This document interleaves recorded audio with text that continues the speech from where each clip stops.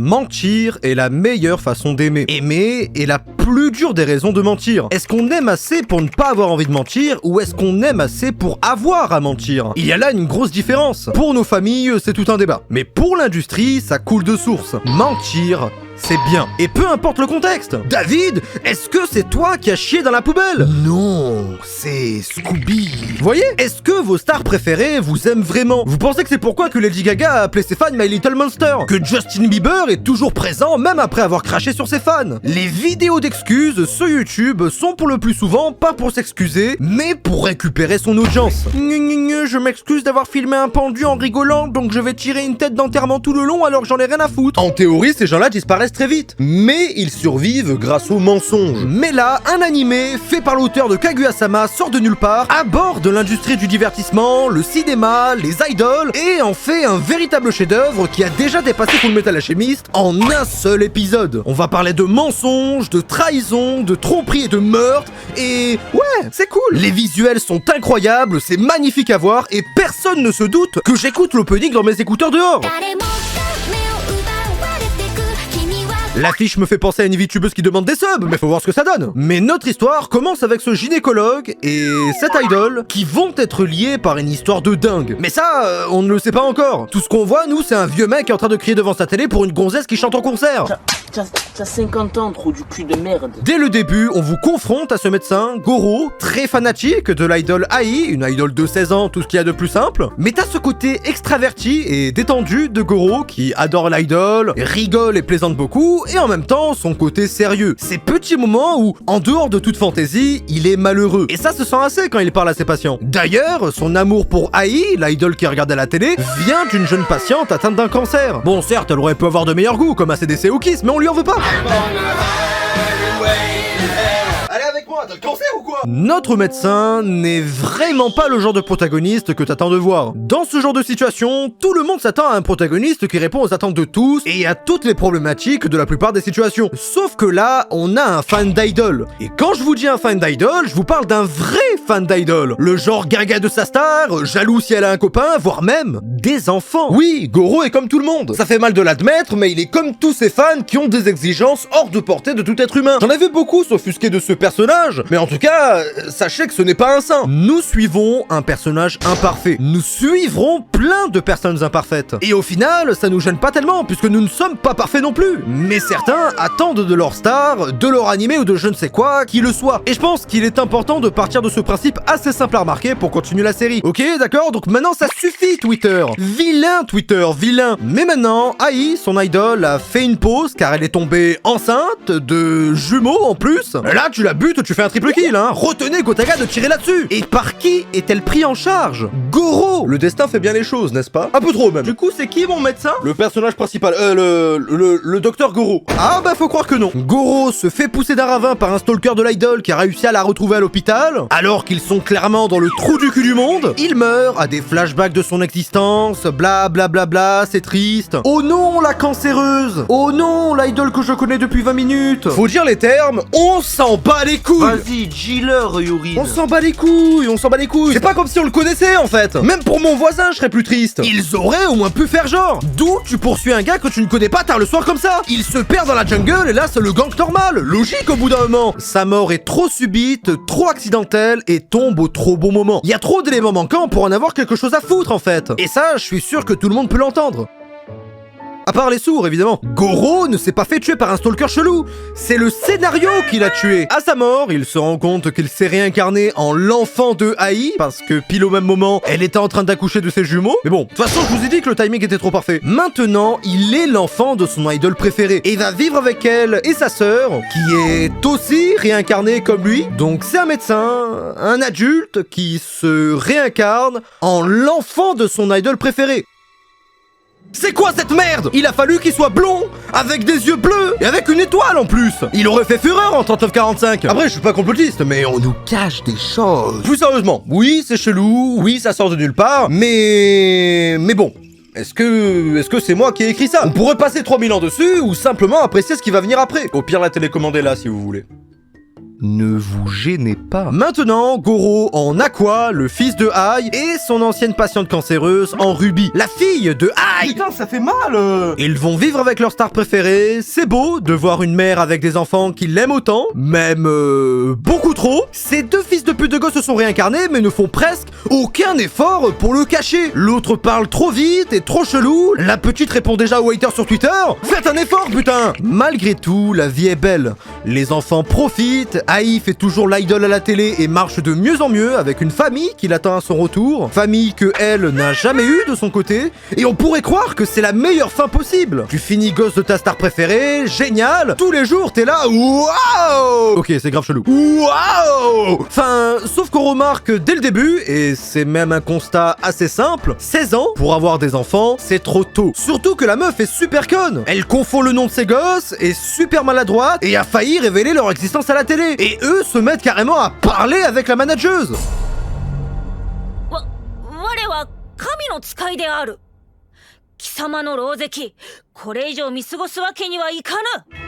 Vite ma mère, je vais acheter du lait. Vite ma mère, je vais acheter du lait. Et à vrai dire, maintenant qu'on voit l'envers du décor, tu comprends d'où ça vient. Les producteurs véreux, les idoles faussement heureuses, les sociétés avides d'argent au détriment de la santé mentale de ces pop stars, c'est horrible. Les fans sont horribles de demander aux idoles d'être ainsi. Parce que le showbiz, souvenez-vous, ne répond à rien d'autre qu'aux attentes des gens, aux attentes des fans. Et malgré tous les moments passés avec Ai, toute l'enfance que ces deux-là ont eu, le rêve a pris fin par le meurtre de leur mère, par un fan possessif qui ne voulait pas accepter le fait qu'elle ait des enfants. La scène est horrible, horriblement bien faite même, j'ai envie de dire. Et c'est ça le problème, tout est bien fait dans cet animé. Rien ne peut te préparer à ce qui va arriver. On commence bizarre, on continue bien et on finit mal. Même l'animé tente de capturer la tristesse de la scène dans ses dessins. Ses visages délavés par la peur, ses décors à perte de vue et ses couleurs qui se baladent partout dans l'écran. Le moindre truc que fait l'animé, il le fait bien. On sent comme à quoi cette sensation, ce sentiment qu'on n'a plus rien à perdre. Et que coincé dans ces corps d'enfants d'une idole décédée, tout ce qu'on peut faire, c'est se venger. Et quelle autre façon plus stylée de le dire qu'avec ce sourire, ces visuels de fou? Oui, c'est une aventure qu'on va suivre. Un projet de vie pour un objectif simple. Grandir, prendre de l'influence, du pouvoir, dans un domaine impitoyable et prendre sa revanche d'une façon tout aussi impitoyable. Et oui, ça sera très cool à suivre. Et n'allez pas croire que je vous ai spoilé toute la série, ce n'est que le prélude de quelque chose d'encore plus grand. Honnêtement, on a envie de voir la vengeance de ces gosses et leur réussite à la fois, pour honorer la promesse de leur mère, leur permettre d'avoir une meilleure vie, mais à quoi, lui, ne pense qu'à la vengeance. Et à sa sœur aussi, parce que c'est un putain de gros sanguin, ou un suscon, appelez ça comme vous voulez. Mais c'est surtout un psychopathe beaucoup trop patient pour sa tâche, beaucoup trop minutieux dans ce qu'il fait, le type me fait peur. Et quand je vous disais tout à l'heure que ça parlait de l'industrie, ça parle vraiment de l'industrie qu'on connaît. De YouTube, des réseaux sociaux, chanteurs, adaptations animées de manga, films live, plateformes de diffusion comme Amazon Prime, ça rigole pas ici. Alors que Ruby, elle, ne pense qu'à accomplir le rêve de sa mère, et devenir une idole comme elle. Mais vu la scène dépeinte ainsi, il est évident que son frère va tout faire pour l'en empêcher. Quitte à inventer des mensonges, créer des situations fictives. Enfin bref, tu vois que même dans un cadre aussi restreint, le masque ne tombe jamais. Et c'est ce que veut nous dire la série. On vous montre les choses pour ce qu'elles sont. Ai est une menteuse qui voulait croire, et ses enfants sont comme une rédemption. Tromper n'est pas le péché des sociétés, c'est le péché de l'homme. Et quand tu vois à quoi, tu sais déjà qu'il est prêt à mentir par amour. Et donc, dans le mensonge, oui, il y a de l'amour. L'animé est incroyable, et je le recommande à tous ceux qui aiment les animés en fait. Il y a littéralement tout ce qu'on veut voir dans un thriller. Et en plus là, ils ont mis de la thune. Les producteurs, ils sont venus, ils ont dit paye. Mais là on a assez de raisons pour savoir pourquoi on adore Oshinoko. C'est évident. Mais est-ce que je vous ai parlé de...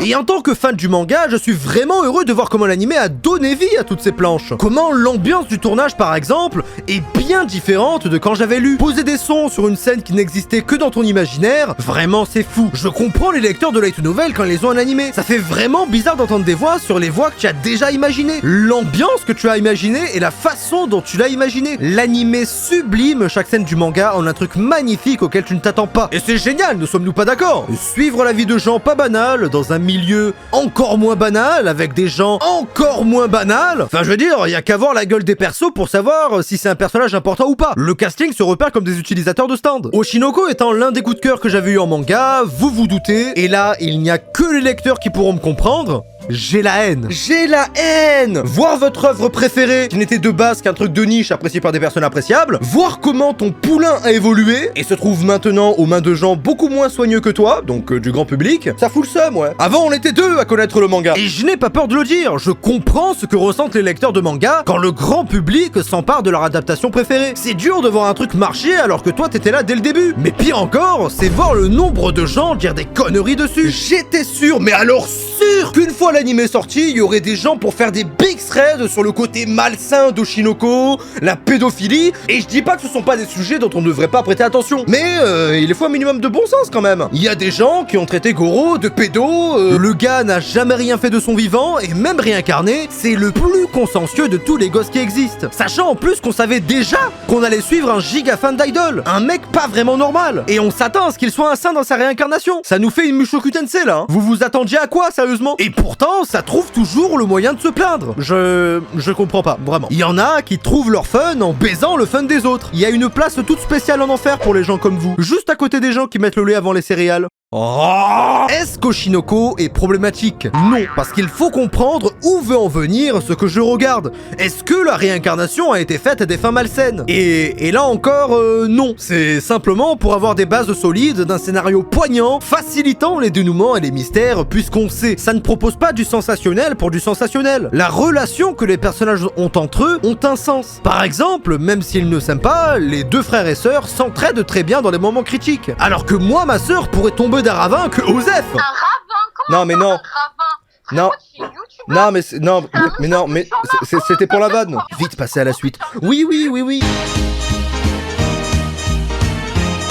Alors, soyons d'accord, je suis fan de l'œuvre, j'ai lu le manga et l'anime est une pure réussite, mais le truc qui me chiffonne, et peut-être que vous serez d'accord avec moi, c'est que les gens sont trop extrêmes. Autant je n'aime pas les gens qui rabaissent la série pour rien, autant ceux qui la maxent pour rien, je les déteste tout autant. C'est incroyable, mais pas autant que certains disent. Il y a quelques trucs nuls et pas ouf aussi, mais pas autant que certains disent. Dans ce genre de moment, je peux que vous conseiller de vous faire un avis, parce que c'est le seul truc qui vous permet de ne partir sur aucun a priori, de kiffer à votre façon. C'est vraiment horrible d'entendre à tout va des « Oh, vous êtes pas prêts, oh non mais pour !» Mais en disant ça, on est déjà prêt en fait. On s'attend à quelque chose. La plupart des gens sortent des giga bangers parce que la plupart des gens sont déjà partis du principe que c'est un anime d'idol tout mignon. Mais là d'un coup, oh, meurtre, waouh, du sang de la veine. Ça veut dire que t'as toute une intrigue méga mature sur l'industrie, comment ça pèse sur les gens, la déviance, la trahison et le mensonge. Et puis t'as les gens qui ne retiennent que le meurtre. Ouais, le bagarre,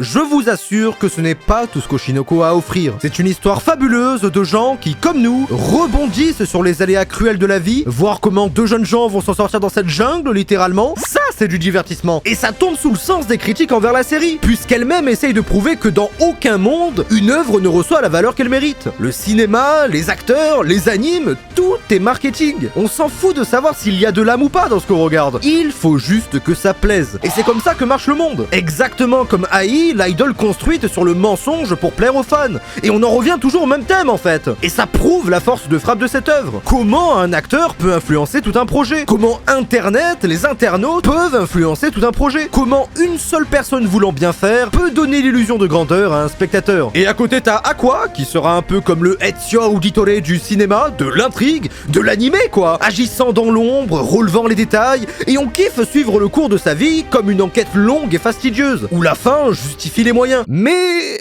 à côté, t'as toujours ce côté un peu comédie. Des trucs bien kawaiiné, tu sais...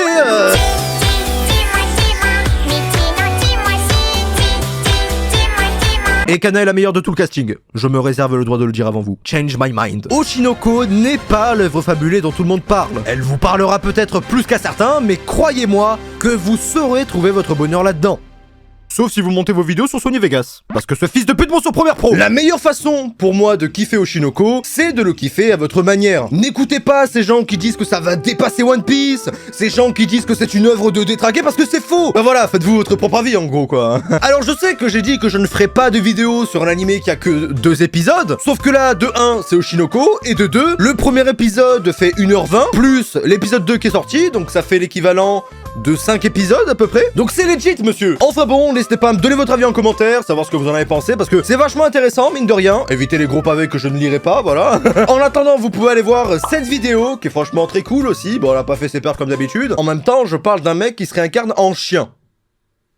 Bon. Car sur ce, c'était tout pour cette vidéo, j'espère qu'elle vous aura plu et qu'elle vous aura aidé. Si c'est le cas, n'hésitez pas à vous abonner, liker, partager, ça me ferait vraiment super plaisir. Je vous dis à une prochaine vidéo, en attendant, portez-vous bien. Ciao, bye.